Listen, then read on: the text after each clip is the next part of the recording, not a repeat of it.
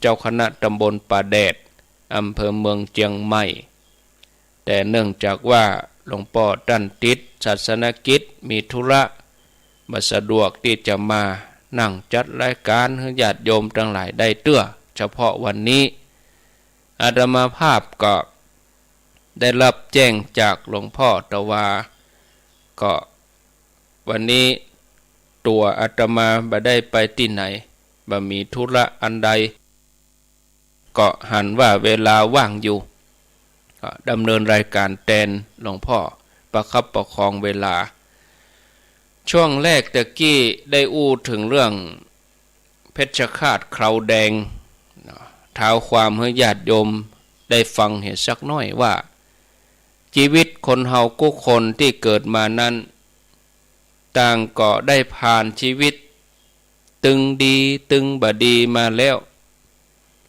ถ้าเฮาสามารถลืมสิ่งที่บดีตั้งหลายในอดีตได้แล้วตั้งใจทำความดีให้ใหม่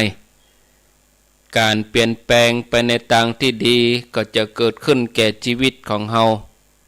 เหมือนอย่างนายเพชฌฆาตเคราแดงนายตัมพาทาธิกะคือนายเพชฌฆาตเคราแดงนายเพชฌฆาตเคราแดงนี่มีอาชีพประหารชีวิตนักโทษในสมัยนั้นนี่ตัดหัวอย่างเดียวเนาะนักโทษที่ถูกตัดสินประหารชีวิตนายเพชฌฆาตคนนี้ก็ทำหน้าที่ตัดหัวตัดศีรษะนักโทษทำมานับจำนวนบ่ถ้วนตลอดระยะเวลา55 ปีแต่เขาก็สามารถลืมสิ่งตั้งหลายทำให้ใจคุณมัวนั่นหมดไปทำให้ใจเป็นกุศลเมื่อใจเป็นกุศลบุญก็ได้ช่องนะในที่สุดก็ยังได้เข้าถึงโสดาบันอยู่เรื่องของเพชฌฆาตเคราแดงนี่เป็นอย่างไรก็ลองฟังกันไปดังต่อไปนี้ในสมัยทุกพุทธกาลนี่มีโจรอยู่499 คนบ่ถึง500ครั้งคนถ้ามาแหมคนก็ได้เป็นโจร500พอดีในสมัยพุทธกาลมีโจรอยู่499 คน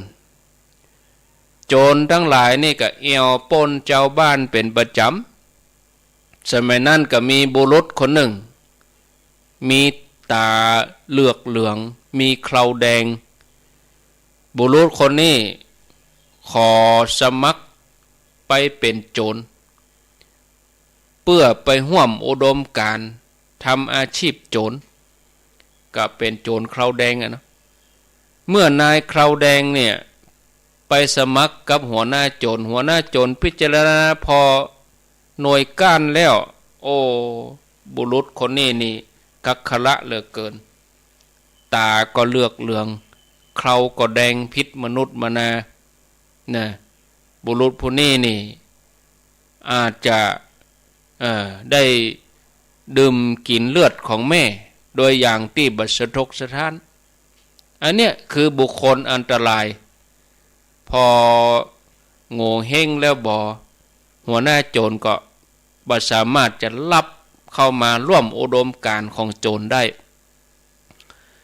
แม้นายเคราแดงจะถูกหัวหน้าโจรปฏิเสธเขาก็บ่ยอมละความพยายามอยากจะประกอบอาชีพโจรก็หาวิธีที่จะเป็นโจรให้ได้ก็ไปอุปถากดูแลบำรุงลูกศิษย์คนหนึ่งของหัวหน้าโจรเมื่อดูแลจนไว้เนื้อเชื่อใจลูกศิษย์หัวหน้าโจรก็เลยพาไปหาหัวหน้าโจรอ้อนวอนเฮือรับเข้ามาเป็นสมาชิกเพราะว่าในทีมในสมาชิกเนี่ยมีอยู่499ถ้าว่าฮับเอานายเคราแดงนี่มาก็จะได้กลายเป็นโจร500สมบูรณ์การจี้ปล้นนี่ก็สำเร็จได้ง่ายเมื่อหัวหน้าโจรอดกำลบเล่าเบาไวก็จำใจจะต้องฮับเอานายเคราแดงนี่เข้าร่วมเป็นสมาชิกไปตัวเมื่อฮับเอานายเคราแดง มาเป็นสมาชิกบักกี่วันย่ำตันได้ออกปล้นโจรถึง500ก็โดนเจ้าบ้านเจ้าเมืองห่วมกับทหารยับได้ความสวยนี่เนาะเปิ้นก็พิจารณาเข้าสู่หงเข้าสู่ศาลตัดสินประหารชีวิตโจรทั้งหมดเลยเพราะถือว่าเป็นอันตรายต่อราชสำนักแล้วก็เจ้าบ้านทั้งหลายแต่ก็ซ่อหาคนที่จะมาตัดคอโจรนั่นได้บรรดาราชบุรุษก็เลยต่อรองกับหัวหน้าโจรว่าเฮ้อเจ้าเนี่ยตัดคอลูกน้องเฮ้อหมดตัดเฮ้อตายแล้วจะไว้ชีวิตตัวเจ้าจะรอดหัวหน้าโจรคนนี้ก็สามารถจะฆ่าลูกน้องตัวเก่าได้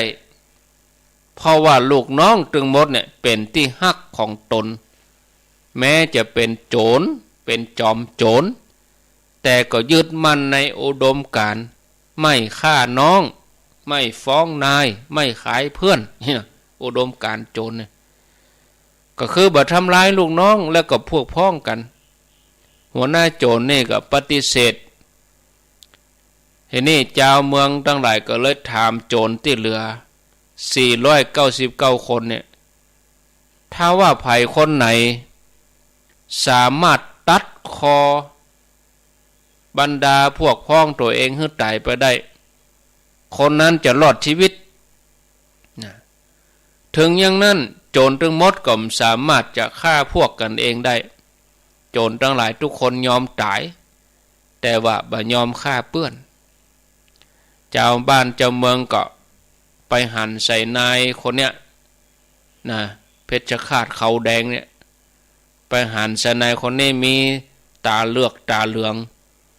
ไปถามเป็นคนสุดท้ายว่าตัวเจ้านี่เหรอพอเขาแดงปะลึงมีหนวดเขาแดงหน้าตาเหลืองนะเจ้านี่สามารถฆ่าหมู่เดียวกันได้ก็นายตัมพทาธิกะก็คือนายเพชฌฆาตเขาแดงตกลงว่ะตกลงทันทีได้กะแต่ต้องไว้ชีวิตฆ่านายนี่ว่าแล้วนายตัมพทาธิกะนี่ก็ใจมุยตัดคอโจรถึงหมดชุบใจเวลาบักกี่นาทีโดยที่บ่มีความสะทกสะท้านแม้แต่น้อยทำให้ตัวเองรอดตายไปบ่ปอก็ได้รับความนับถือจากเจ้าบ้านเจ้าเมืองราชสำนักก็เลยแต่งตั้งให้เป็นเพชฌฆาตเพชฌฆาตนี่มีหน้าที่ประหารชีวิตคนที่เปิ้นตัดสินคดีหรอเป็นเพชฌฆาตเคราแดงทำหน้าที่ตัดคอโจรที่ผ่านการพิพากษาเรียบร้อยตั้งแต่นั้นมาเขาก็เลยเปลี่ยนฉายาจากโจรเคราแดงมาเป็นเพชฌฆาตเคราแดงรอจังหวะเวลาที่จะฆ่านักโทษนี่มีเข้ามาพิจารณาวันหนึ่งหลาย10รายบางทีก็ประหารชีวิต10คนพ่อง100คนพ่องเพชฌฆาตเคราแดงนี่ก็ฆ่าประหารชีวิตหมู่บรรดาที่ตัดสินคดีประมาณ2,000 รายเนาะตลอดระยะเวลา50 กว่าปีแต่เมื่อร่างกายเขาแก่ลงจากที่เคยใจมีดใจมุยตัดหัวคนชบเดียวปุดเนี่ยเฮงก็บ่ใครมีต้องฟัน2 เตื้อทำให้นักโทษนั้นได้รับความเจ็บปวดเป็นการทรมานนักเกินไป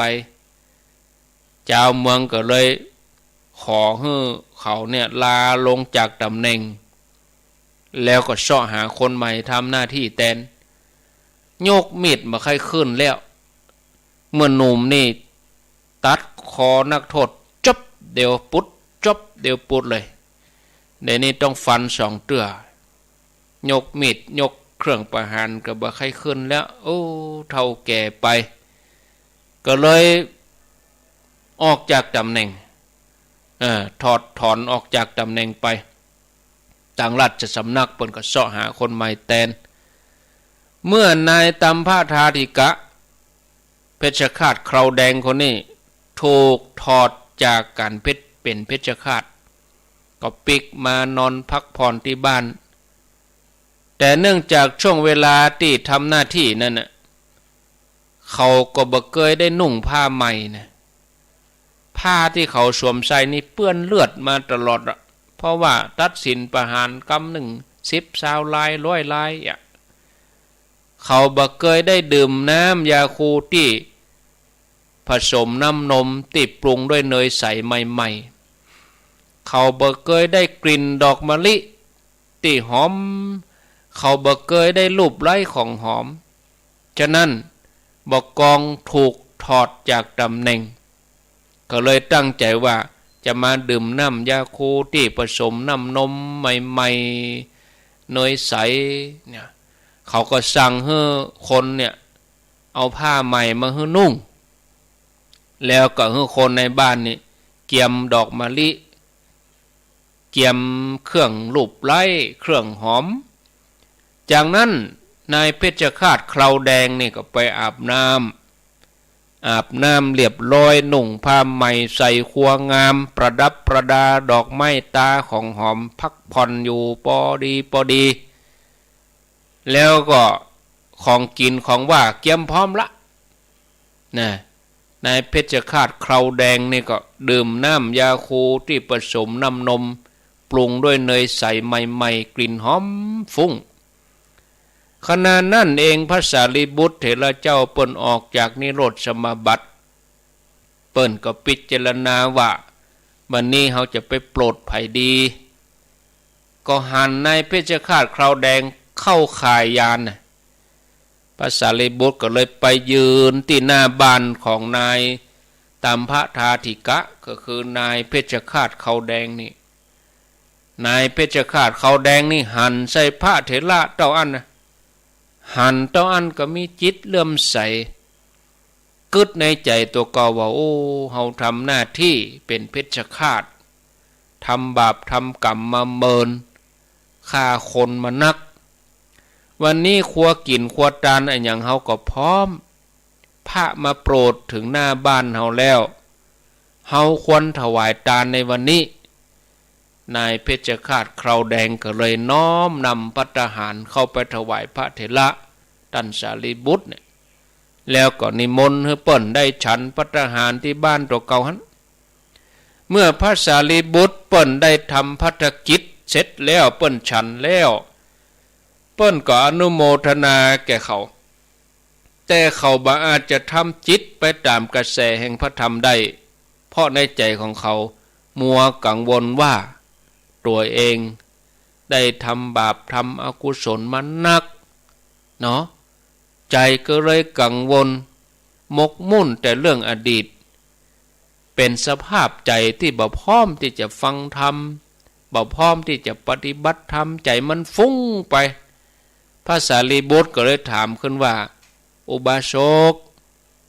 ท่านได้ฆ่าคนตามใจชอบหรือว่าคนอื่นสั่งให้ทำเขาก็ตอบด้วยความซื่อว่าโดยอาจญาของปัญญาเจ้าเมืองเปิ้นสั่งให้ทำพระเถระก็บอกว่าอุบาสกเมื่อเป็นอย่างนั้นอกุศลจะมีแก่ท่านได้อย่างใดเขาก็เลยคิดว่าอกุศลบ่มีแก่เฮาเนี่ยเมื่อปลดเปลื้องเครื่องกังวลทั้งหลายแล้วบ่สบายใจแล้วบ่ใจก็มีสภาพเป็นกลางๆบ่ไปยึดติดอยู่ในบาปกรรมบ่ไปยึดติดอยู่ในอกุศลที่ตนเคยฆ่าคนเอาไว้ใจก็เลยมีความผ่องใสตั้งใจที่จะฟังธรรมจากพระสารีบุตรทำไมทำด้วยใจจดจ่อน้อมนำตามคำสอนได้ดำเนินจิตเข้าไปตามลำดับจนเข้าถึงโสดาบันสำเร็จโสดาบันเลยญาติโยม เกิดความเป่งแจ้งขึ้นมาในใจจากนั้นพระสารีบุตรเปิ้นก็ปิกวัดพระเชตวันอุบาสกคราวแดงก็ขอกำบาตรโดยตามพระเถระไปเมื่อไปส่งพระเถระเรียบร้อยในขณะที่กำลังเดินทางปิกเนี่ยได้โดนงัวควิดนะญาติโยมงัวควิดตายละระหว่างกลางนี่แต่ด้วยความปิติในธรรมอิ่มในบุญในกุศลเมื่อละตนจากโลกไปเกิดบนสวรรค์จันทร์ดาวดึงส์ปิกจากวัดมาแล้วกรรมมีอยู่เนาะงัวควิดตายไปเกิดบนสวรรค์บุญตกแมลงนั่นภิกษุทั้งหลายก็ถามพระพุทธเจ้าถึงการจากไปของนายเพชฌฆาตคราวแดงพระองค์ทรงตรัสว่าอุบาสกคนนั้นน่ะได้กัลยาณมิตรที่ดีเขาได้ฟังธรรมจากสารีบุตรได้บรรลุโสดาบันจากโลกนี้ไปแล้วก็ปุ่นไปอยู่สวรรค์ชั้นดุสิตภิกษุทั้งหลายก็กราบทูลถามพระเจ้าต่อไปแต่ว่าข้าแด่พระองค์ผู้เจริญเขาทำบาปทำกรรมไว้กุลวิเศษอะไรอย่างจะบังเกิดแก่เขาได้อย่างใดพระเจ้าข้าพระพุทธเจ้าพระองค์ก็ทรงตรัสว่าดูก่อนภิกษุทั้งหลายเธออย่าถือประมาณแห่งธรรมที่เฮาแสดงแล้วว่าน้อยหรือมากเพราะวาจาแม้เพียงคำเดียวที่เป็นประโยชน์ย่อมประเสริฐโดยแท้หากวาจาแม้ตั้งพันบ่ได้ประกอบด้วยบทที่เป็นประโยชน์แม้วาจาแม้คำเดียวซึ่งบุคคลฟังแล้วสงบระงับได้ประเสริฐกว่าญาติโยมท่านทั้งหลายหมู่เฮาก็อย่างเดียวกันชีวิตที่ผ่านมานั้นเฮาทั้งหลายอาจจะเคยผิดพลาดพังโดยที่ตั้งใจก็เจตนาหรือบ่เจตนาก็คือกลับจิตกลับใจสามารถเริ่มต้นแต่ใหม่เหมือนดังนายเพชฌฆาตคราวแดงผู้มีชีวิตเหมือนมืดมนแต่สุดท้ายก็สว่างไสวมืดมาก็แจ้งไปได้เพราะความคิดที่จะเริ่มทำความดีประกอบกับมีคนแนะนำที่ดีมีพระสารีบุตรจีตังก็สว่างไสวฉะนั้นญาติโยมบ่มีอะไรอย่างสายเกินไปสำหรับการเริ่มต้นทำความดีอนาคตจะดีหรือบ่ดีขึ้นอยู่กับการกระทำของเฮาในปัจจุบันถ้าเฮาตั้งใจทำแต่ความดีกายวาจาใจบริสุทธิ์สะอาดเฮาจะพบแต่สิ่งดีๆเฮาเข้าถึงธรรมขององค์พระสัมมาสัมพุทธเจ้าได้อย่างแน่นอนญาติโยมท่านสาธุชนท่านทั้งหลายอันนี้ก็ฝากไว้ญาติโยมทั้งหลายนำไปพิจารณานำไปพิจารณาพระรัตนตรัยเป็นที่เปิ่งของเฮาทั้งหลายบนเส้นทางที่ยาวไกลในสังสารวัฏนี้เฮาต้องรู้จักขวนขวายสั่งสมบุญบารมีกันไปให้เต็มที่เนื่องจากว่าบ่ใช่เรื่องเล็กๆน้อยๆที่เฮาจะมองข้ามเกิดได้แต่เพียงว่าเฮาจะทำมาได้ตอนนั้นกว่าที่เฮาจะไปถึงจุดหมายปลายทางเนี่ยมันบ่ใช่เรื่องพอดีพอให้อย่างนั้นถ้าว่าเฮายังเป็นผู้ที่ประมาทอยู่เฮาเห่งสั่งสมบุญบารมีความดีบ่ทำความเพียรอะไรอย่างเส้นทางนั้นก็ยิ่งจะยาวไกลไปแถมฉะนั้นการสั่งสมบุญกู้กับการประพฤติปฏิบัติธรรมก็เลยเป็นกิจที่เฮาจะต้องหมั่นทำสม่ำเสมอบุญอันดีบุญอันใดเลิศบุญอันใดประเสริฐเฮาก็ใครได้มองอายุวันนะสุขภะบ่ว่ายศบ่ว่าเกียรติบ่ว่ากำลังบ่ว่าความเจริญเฮาก็ใครได้ญาติโยมทั้งหลายสิ่งเหล่านี้จะเกิดขึ้นได้ แก่บุคคลที่เลื่อมใสในธรรมเนาะบุคคลที่ประพฤติปฏิบัติได้อย่างถูกต้องคนที่มีจิตใจเลื่อมใสในธรรมเลื่อมใสในสิ่งที่ควรเลื่อมใส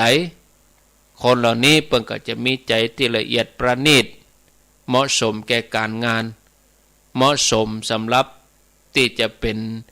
ภาชนะที่จะรับเอาบุญเอากุศลที่จะเกิดขึ้นกับตนตัวเฮาทานศีลภาวนาเมื่อใจเฮาละเอียดดีพอแล้วบ่เฮามีพระรัตนตรัยมีพระแก้วเจ้าทั้ง3ประการเป็นที่ปึ้งสิ่งอื่นที่ประเสริฐกว่ารัตนตรัยนี่มันมีแล้วนะเมื่อเฮาได้เข้าถึงพระรัตนตรัยเนี่ยเท่ากับว่าเฮาได้เข้าถึงสิ่งที่ดีที่สุดของชีวิตแล้วและเฮาทั้งหลายเป็นผู้ที่โชคดีนะโชคดีที่เฮามีโอกาสหูว่ายังเป็นสิ่งที่ดีที่สุดยังสามารถปฏิบัติได้เข้าถึงความดีที่สุดนั้นได้การประพฤติอย่างนี้ได้ชื่อว่าดำเนินตามเยี่ยงอย่างบัณฑิตนักปราชญ์ทั้งหลายในการก่อนนะเจ้านี้วันนี้ก็จะเอาเรื่องราวที่จะเอามาเล่าเป็นตัวอย่างสำหรับหมู่เฮาท่านทั้งหลายคือว่าเมื่อใดที่ผู้มีบุญยังบอกฮู้ว่าสิ่งที่เลิศที่สามารถอำนวยความเป็นเลิศแล้วก็ยังความเป็นที่เปิ้งสูงสุดที่ระลึกสูงสุดนั้นแต่จริงแล้วเป็นอย่างใดเมื่อบ่ฮู้ก็บ่ได้อยู่นิ่งท่านทั้งหลายเหล่านั้นเปิ้นก็เสาะหาคำตอบถึงแม้จะลำบากยากแค้นเท่าใดเปิ้นก็บ่ท้อเพราะพื้นฐานของชีวิตของเฮาผู้คนเนี่ยย่อมต้องการสิ่งที่ดีสิ่งที่เลิศสิ่งที่ประเสริฐนะในสมัยพุทธกาลเคยมีเรื่องราวทำนองนี้มาแล้วในสมัยที่พระพุทธเจ้าพระองค์ประทับอยู่ที่วัดเวฬุวันมหาวิหารใกล้กรุงราชคฤห์ซึ่งพระเจ้าพิมพิสารเนาะเปิ้นได้สร้างแล้วพระองค์ก็พระราชทานอภัยโทษให้แก่สัตว์ทั้งหลายเป็นเขตอภัยทานในบริเวณนั้นสัตว์ที่ว่านี่ก็รวมไปจนถึงกระแตนี่ก็เนี่ยจะได้เพิ่นถึงชื่อว่าวัดเวฬุวันวัดเวฬุวันก็แปลว่านิวาปสถานเดิมนะแปลว่าที่ให้อาหารกระแตฉะนั้นสถานที่นี้ก็เป็นสถานที่ให้อาหารกระแตในนั้นนี่มีราชกุมารีพระองค์หนึ่งเป็นเชื้อพระวงศ์พระนามว่าจุนทีมีสมบัติมีบริวารมากมายมีรถถึง500กันมีกุมารี500คนเป็นบริวารราชกุมารจุนทีนี่เป็นพระกุมาริกาที่ล่ำลือว่าเป็นผู้มีปัญญามีบุญนักเนาะเมื่อได้ฟังกระทู้ปัญหาอันยังขึ้นมาแล้วก็เปิ้นก็จะเอาไปคบคิดพิจารณาหาเหตุผลมีวันหนึ่งราชกุมารีนี่ก็ไปอู้กับพระพาดาที่มีชื่อว่าจุนทะนี่ท่านก็เป็นผู้ที่เป็นสัมมาทิฏฐิเชื่อบุญเชื่อบาปตั้งแต่เข้าวัดปฏิบัติก็ได้ปลูกฝังสิ่งที่ดีมาตลอดราชกุมารจุนทะเองเปิ้นก็ปรารถนาจะให้น้องของตัวเก่าเนี่ยเป็นผู้ที่มีที่เปิ้งเนาะก็บอกว่าน้องแม่ยิงหรือว่าพ่อใจก็ตามที่เข้าถึงพระพุทธเจ้าพระธรรมเจ้าพระสังฆเจ้าเป็นสรณะเป็นที่เปิ้งที่ระลึกแล้วรักษาศีล5เว้นจากการฆ่าสัตว์เว้นจากการลักทรัพย์เว้นจากการประพฤติผิดในกามเว้นจากการกล่าวมุสาและดื่มสุรายาเมาตั้งอยู่ในความประมาทผู้นั้นตายไปจะบัพพลัดตกอยู่ในทุกขติแม้จะท่องเที่ยวในสุคติโลกสวรรค์เท่านั้นเมื่อจุนทีกุมารีได้ฟังกรรมอย่างอันก็เกิดความสงสัยขึ้นมาในใจว่า สิ่งที่อ้ายของเฮาบอกมาเนี่ยคืออะไรอย่างกันแน่พระพุทธพระธรรมพระสงฆ์ที่ว่าเนี่ยเป็นอย่างใดเฮาจะไปถามผู้ฮู้ที่ไหนดีเมื่อกึดไปอย่างนี้หลายเตื้อหลายครั้งทีนี้ก็นึกกึดว่าเฮาฮู้ผู้ที่จะสามารถให้คำตอบได้แล้วก็เดินทางไปเพื่อจะไปถามพุทธเจ้าเมื่อราชกุมารีกึดอย่างนั้นแล้วก็เลยเกียมการเดินทางที่จะไปเข้าเฝ้าพุทธเจ้าไปกับไปโดยบริวาร500ของเธอของพระนางน่ะมีราชรถ500กันเป็นพาหนะบอกกองเมื่อราชกุมารีไปถึงที่ประทับพุทธเจ้าก็ถวายบังคมพุทธองค์แล้วก็นั่งที่สมควรของตนเมื่อได้โอกาสเหมาะก็ถามปัญหาพุทธเจ้าเกี่ยวกับที่ตัวเองมีความสงสัยว่าข้าแด่พระองค์ผู้เจริญอ้ายบ่าวของหม่อมฉันได้อู้กับหม่อมฉันว่าบอกว่าจะเป็นแม่ยิ่งหรือพ่อจายควรถึงพระพุทธพระธรรมพระสงฆ์สมทานรักษาศีล5ให้บริสุทธิ์เมื่อตายไปแล้วจะเข้าถึงสุคติโลกสวรรค์อย่างเดียวหม่อมฉันมีความสงสัยอยากจะขอถามพระสัมมาสัมพุทธเจ้าผู้ที่เลื่อมใสในพระศาสดาเป็นอย่างใดเมื่อตายไปแล้วจะไปถึงสุคติอย่างเดียวเลื่อมใสในพระธรรมเป็นอย่างใดตายไปแล้วจะไปถึงสุคติเลื่อมใสในพระสงฆ์เป็นอย่างใดถึงจะเข้าถึงสุคติผู้ที่ทำศีลของตัวเองบริสุทธิ์อย่างใดจะถึงสุคติพระพุทธเจ้าได้ฟังปัญหานี้แล้วพงกดทอดพระเนตรดูราชกุมารีด้วยพระทัยที่เปี่ยมเปี่ยมด้วยเมตตาด้วยกรุณาพระองค์ก็ตรัสว่าดูก่อนจุนทีบรรดาสัตว์ทั้งหลายที่มีอยู่ในสากลโลกนี้บ่ว่าจะเป็นสัตว์2 เท้า4 เท้ามีมากเท้าหรือบ่มีเท้าก็ตามจะมีรูปร่างสัญญาบ่มีสัญญาที่มีอยู่ประมาณเท่าใดก็ตามแต่ถ้าโคตเจ้าเป็นผู้เลิศกว่าสัตว์เหล่านั้นทั้งหมดชนเหล่าใดเลื่อมใสในพระพุทธเจ้าชนเหล่านั้นได้ชื่อว่าเลื่อมใสในสิ่งที่เลิศวิบากหรือผลอันเลิศย่อมเกิดแก่เขาวิราคะเป็นธรรมที่ย่ำยีความเมากำจัดความกระหายถอนเสียได้ซึ่งอะไรเข้าไปตัดวัฏฏะเป็นที่สิ้นแห่งตัณหาคลายความกำนัดเป็นที่ดับทุกข์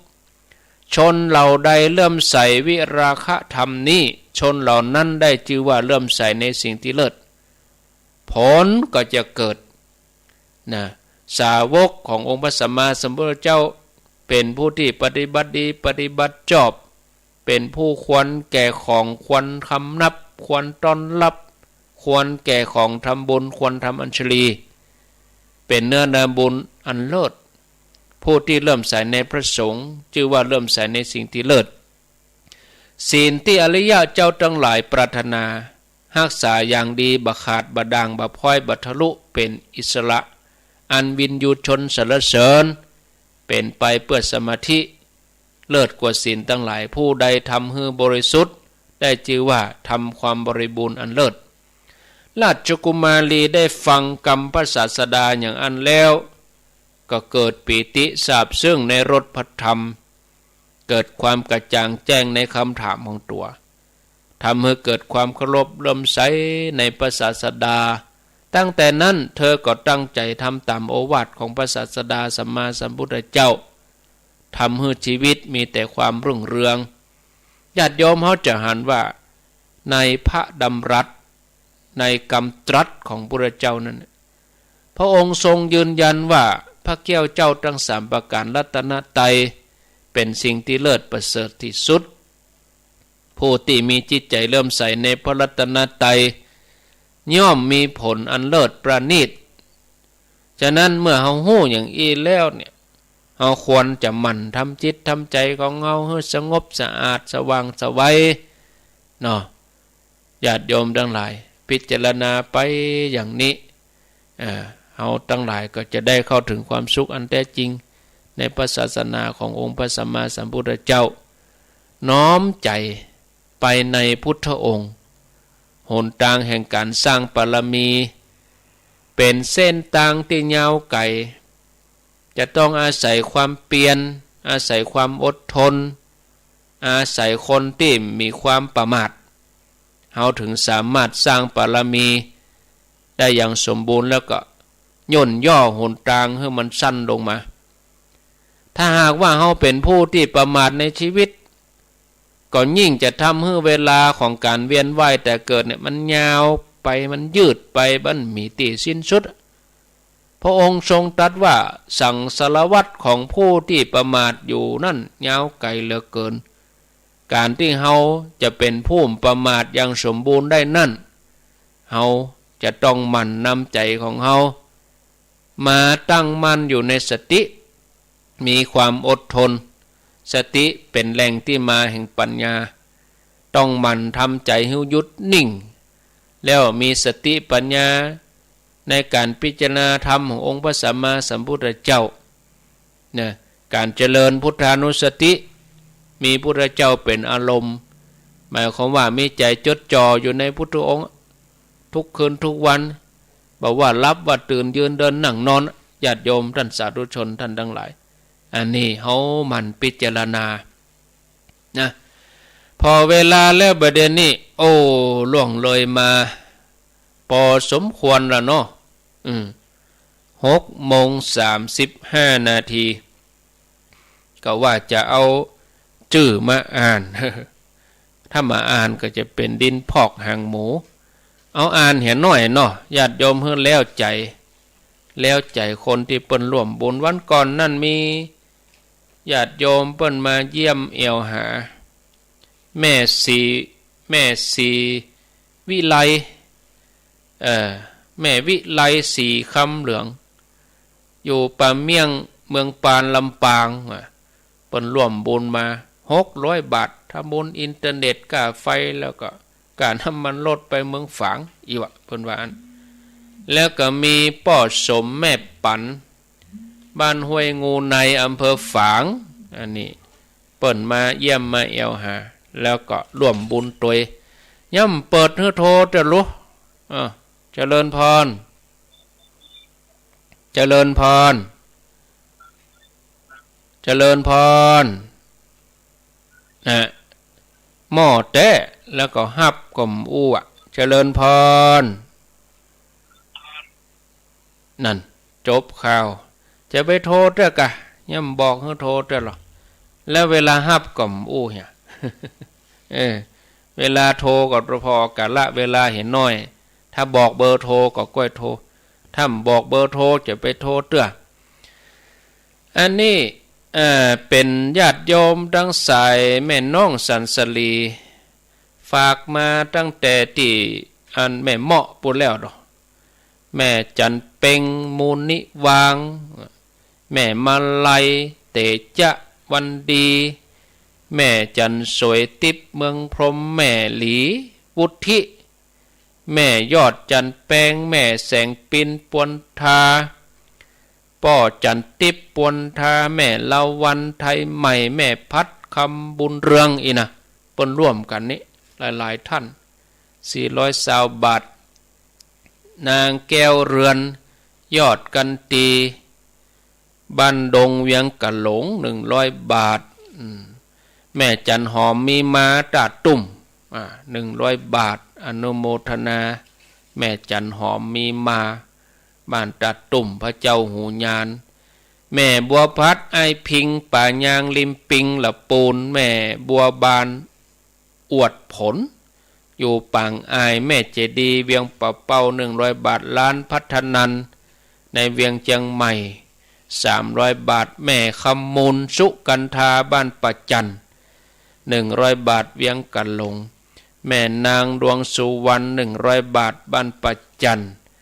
แม่นางวังฐานบ้านปัจจัน100 บาทแม่บ้านเย็นเสาจักบ้านปัจจัน100 บาทแม่อนนงใจเปี้ยบ้านสีดอนใจลำปางร่วมบุญมานี่แล้วป้อมูลแม่แก้วอุดเลิศ บ้านสีดอนใจ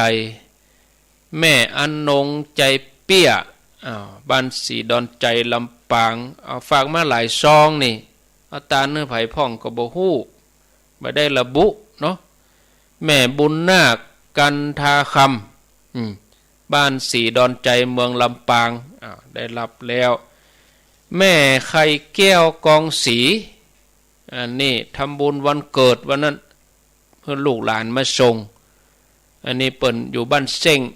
แม่ไข่แก้วนี่ฟังถึงวันแล้วก็ร่วมบุญเป็นกับน้ำกับไฟมาแถมเนาะแม่เอ้ยต้องใจแม่เอ้ยต้องใจอยู่บ้านไผ่แม่พริกวังเหนือเจ้ากรรมนายเวรร่วมบุญมา 1,000 บาทป่อทันแม่แสงลาเสวิการ่วมทำบุญมาแถม 1,000 บาทแม่ไผ่ศรีมโนบางบ้านให้ดงเหนืออันนี้บนแล้วเนาะแม่สมศรีคำวังพึกบ้านให้ดงแม่นิดกาวาลีบ้านให้ดง100 บาทแม่น้อยตันแปงบ้านให้ดงหมู่50 บาทแม่นิดกาวาลีร่วมทำบุญเอาทั้งเมื่อไปเตะแล้วดูแม่สุทิศกันทิยะบันสิริมังคราจารย์100 บาทป่อติบบุญมาแม่บุญมาใส่ฟูอยู่ปาลานแม่จันสมยานะนางสาวรัตดาสมยานะอันนี้อยู่นี่ปาลานลุ่มนี่ปาลาน2 แควนี่เนาะอนุโมทนาสาธุโดยเนอพ่อน้อยตาแม่จันคำอุตตะทังอีกได้ฝากร่วมบุญมานี้โยมวิมลนางทัศนีกันทเดชบ้านให้ดงตานเฮกับป่อใจแม่สุจาในมนตรีแสงบุญบ้านให้ดงน้ำดิบนี่นะอนุโมทนาสาธุโดยนอแม่สุกอินใจคำบ้านห้วยโจ้ดอยลอ100 บาทแม่นางมีชัยบ้านสันหลวงได้เขียนตำบลอำเภอสกำย้ายตุนวงศาบ้านสันหลวงผมได้เขียนตำบลอำเภอมาเนาะแม่สีบุตรแม่ฟองจันทร์สิริปาอนุโมทนาบ้านปากตังเจริญนางสุจิตาใจพรมมาบ้านปากตังเจริญนายตองลุงปางอนุโมทนาแล้วก็มีหลายท่านเหลือนี่แหม3 แม่บัวพักชัยมาลาบ้านน้ำดิบหลวงร่วมบุญมาได้รับแล้วแม่บัวพักชัยมาลาบ้านน้ำดิบหลวงทำบุญตุลุงนันตุลุงชัยยองก็ได้เพราะว่าก็ลืมไปนะแม่บัวพักชัยมาลาร่วมทำบุญมาแถมศพเดินลำปางการน้ำกับไฟปากตังเจริญให้ลูกให้หลานเอามาฝากไว้นี่ได้รับเรียบร้อยดีแล้วเนอะแล้วใจเปิ้นแล้วเหลือนี่แหมหน่อยก็เอาไว้ต่อวันพุกนี่วันอย่างวันพุกวันพัดผู้วันพัดนี่มาจัดได้วันพุกมาเจ้าก็เอาที่เหลือมาอ่านเนาะกับอ่านนักล้ำไปกับเวลาจะเหลื่อมล้ำไปก็ขออภัยเอาปอนเถอะก่อน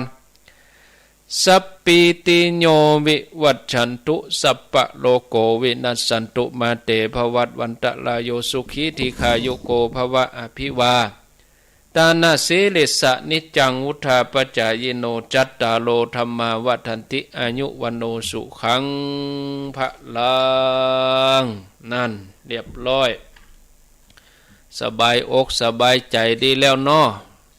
ม่วนใจดีแล้วได้ปอนไปแล้ว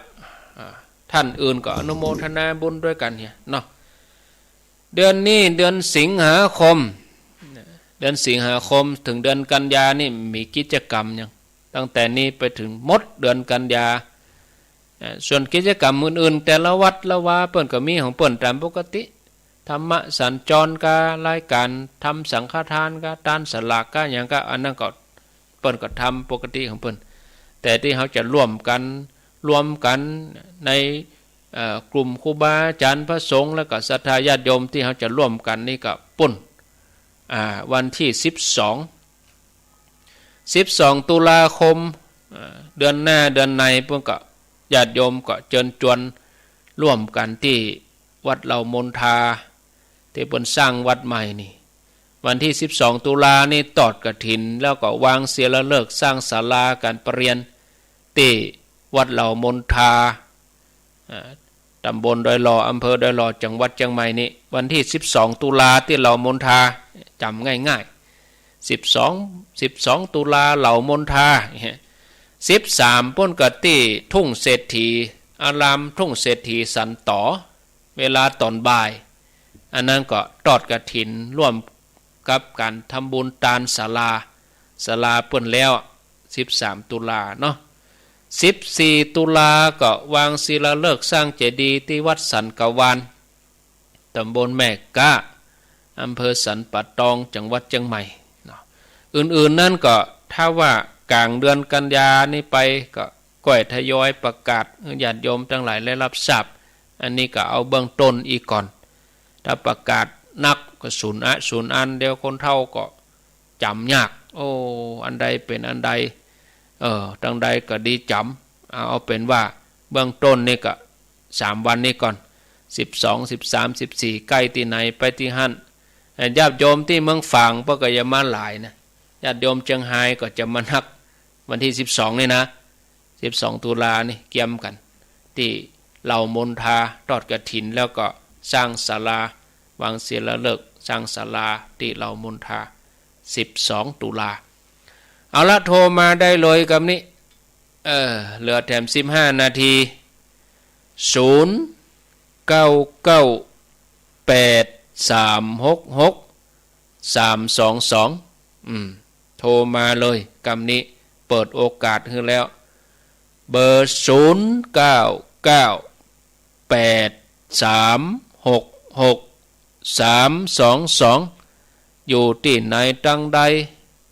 อยู่ไกลกะอยู่ใกล้กะโทรมาก็หลีวิทยุปิดวิทยุก่อนแล้วก็อู้กันเขียนเบอร์ไว้แล้วก็เขียนชื่อไว้กะเบอร์นี้ท่านรูปนี้ตนนี้ชื่อนี้กำอันจะหลงเจริญพรไอ้ศาสตร์เจ้าเลยมาครูเพชรฆาตข้าวแดงเปิ่นทำหน้าที่ค่ะเปิ่นเลยมีโตดหนักปัญญาเจ้าเมืองสั่งก็น่ากะทำตามคำสั่งตัวนี้นะชัดเจนดีเจ้าไอ้ศาสตร์เจ้าศาลตัดสินเนี่ยเนาะมันใช่ตัวเก่าตัดสินนะแต่ถ้าเอาตัวเก่าเป็นศาลแล้วไปตัดสินคนอื่น ข้อมูลมันไม่ครบศาลตัดสินอาญาแผ่นดินพระราชาสั่งเจริญพรว่าจะได้ป่อบุญธรรมทำมาแต่แล้วมันใจมันตั้งใจนี่คนเดียวว่าเนาะมันคำสั่งไงเนาะแม่นกะเลยบ่เป็นบาปนักเนาะ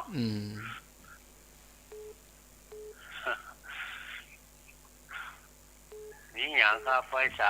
ครับโมทนาครับผมป่อบุญธรรมสังคำฟันเจริญพรไฟสาเจ้าโทษจากที่ไหนจากแม่น้อยบ้านกระโทกตำบลตรงฝายอำเภอเมืองลำปางเจ้าเมืองลำปางฟังบุญญาวาสเนาะเจ้าฟังบุญญาวาสเจ้าโมทนาเนอสาธุเจริญพรติดแล้วเนอเจ้าไว้สาเจ้าโทษจากไหนโทษจากบ้านป่านิ้วเรื่องป้าเป้าแต่ว่าจะได้เจ้าป่านิ้วเจียงไฮ้เจ้าไม่ล่าพอเจ้าฟังชัดเจนดีเนาะเจ้าชัดเจนดีเจ้าโมทนาเนอเจ้าสาธุก็วันพุธนี้ได้ปะกันเตื้อจะปะกันพุธหน้าเมื่อคืนนะพุธนี้เบิดเมื่อคืนนี่จะเป็นมจรลำปางอาตมาจะปะศรัทธากับพุธสุดท้ายของเดือนพุธต้นเดือนกับพุธสุดท้ายของเดือนพุธที่2ที่3ก็ท่านเจ้าคุณสุวรรณเมธีพุธที่4ก็มจรลำปาง เจริญพรโทรหาโทรเจริญพรครับผมถ้าพระครูว่าแม่ฝันสบายดีแล้วสบายดีเปิ้นพักฟื้นแหมสักเกิงเดือนก็เตียวได้สบายครับขอเป็นพันหอมพันแท้ดีแต่พระครูมีหาคนมาฮืดแต่ว่าพระครูยินดีเนอะนอนหมอนมุ้งอย่างดีกะเงิน6,000แต่มาโอ้โห6,000เนี่ยดีแล้วโชคดีเนอะอันนี้อยู่ห้วยยาไซเมืองลี0998366322เจริญพรนมัสการเจ้าโทษจากที่ไหนอยู่แม่คลองเหนือเจ้าแม่คลองเหนือก็คือที่โทรหาท่านก็มาฮับเป็นว่าตัวสุดท้ายฟังเป็นแล้วก็เปิดเองก็เปิดเทคนิคอย่างจะคืนกี่โมงแม่คืนผ่านมาก่อนละมันแล้วไปแล้วหรอเจ้าท่านฟังว่าได้ให้เปิดเทปกะตะวากะคืนตะวามาเจ้าเอาอันเทปเก่าเปิดเนาะโมทนาเนอสาธุ0998366322เจริญพรจบเตี้ยเจ้าแม่บุญปันกะฟังชัดเจนดีกอตั้งเจ้ามาละกะเจ้าพวกน่ะเดือนหน้าเพื่อได้มาร่วมกันแถมกรรม12ตุลาที่เหล่ามนทาสาธุหลวงพ่อเมืองฝางเพื่อก็จะมาหรอวันที่12ปุ่นนะเพื่อก็มาอยู่มาตัวศรัทธาเพื่อจะนำศรัทธามาตัว0998366322เจริญพรโทษจากที่ไหนไม่ฟังนี่เด้อฟังอยู่ไหนแม่ฟังอยู่ไหนอยู่จำตองของพ่อเจ้าจำตองฟังตลอดถึงวันดีแล้วอนุโมทนาเนอสาธุ0998366322มีเข้ามาเหลือแถม7-8 นาทีรับสาย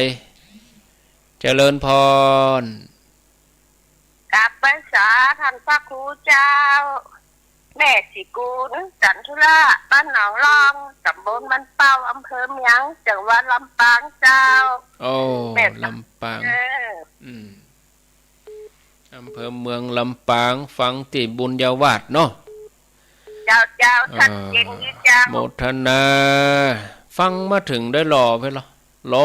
106.5เวลาเจ้านี่นะได้ที่บุญญาวาสเจริญพรขอไว้สาเจ้าโทษจากที่ไหนยกในเทียนอยู่บ้านนันดูตำบลวังเงินอำเภอแม่ทะเจ้าอำเภอแม่ทะลำปางเย็นดีนะพระอาจารย์ฟังตลอดทั้งวันเนาะเจ้าพอถึงวันนี่ก็ฟังมาแล้วเจ้าเลยเจ้าพวกก็ฟังแถมเนอเจ้าโมทนาให้สาระดีนะพระอาจารย์เนาะแล้วก็พวกฟังสาธุแม่ทะลำปางเจริญพรติดแล้วโทษจากที่ไหนพนมลังกาเนอะอำเภอเมืองเป้าจังหวัดเชียงรายบ้านลังกาเจ้าฟังถึงวันคูโอมาเด้อดีแล้วม่วนใจดีเนาะ เจ้า ฟัง ในวันดีเขาจีนะ ในวันดีเขาจีอีกอะ เจ้า ดีแล้ว ไปกุฏิกาเจ้า ตีทุกแห่ง12เมื่อก่อนกันจำกะบ้านลังกาเพิ่นมาด้วยหมู่บ้านลังกามาด้วยหมู่แม่หลวงไงแม่หลวงผู้นำเจ้ายินดีเนอเจ้าว่าเจ้าเป็นกำลังใจท่านทุกคนเด้อบ้านลังกาเจริญพรข้าพเจ้าพระอาจารย์มาดูฟังอยู่เนอแม่ตุไปอยู่ไหนแม่ตุอยู่ละปุ้นก็ว่าอยู่ปุ้นบ้านเฮาเวียงกับเป้าปุ้นแต่มาเดี๋ยวนี้มาได้ติดต่อมันหมัดชีวิตกันเคยซับว่าใครดีวะเนี่ยถามว่าอยู่ไหนอยู่บ่อขอนก็ว่าอยู่ละปุ้นอยู่เพศก็อยู่บ้านน้ำร่องเพศก็ดีแล้วก็เป็นหยังฟังวิทยุให้กำลังใจเด้อสาธุฟังวิทยุก็ดีแล้วเจริญพรสาธุเนาะค่ะอาจารย์เจ้าอยู่ที่ไหนลำปางเด้อลำปางนี่โอ้แน่นหนาจ้ะแม่แสงเจ้าแม่แสงแก้วเจ้าแม่แสงแก้วเจ้าโอ้ตะกี้ก็อ่านไปเหรอบ้านสีดอนใจอ่ะนั่นน่ะสำคนเจ้าคนกะบ้านเดียวกันเนาะเจ้าอันนี้เจ้าบ้านเดียวกันแต่ข้าวบุญยาวาดนะเจ้าดีแล้วตั้งแต่เจ้ามาละเจ้าอนุโมทนาเนอะปุ่นวันที่5 พฤศจิกาบ่จะไปแอวเมืองปานจะไปเมืองปานวันที่5บ่ก่อนสาธุเนอะแม่เนอะมันเสาร์ที่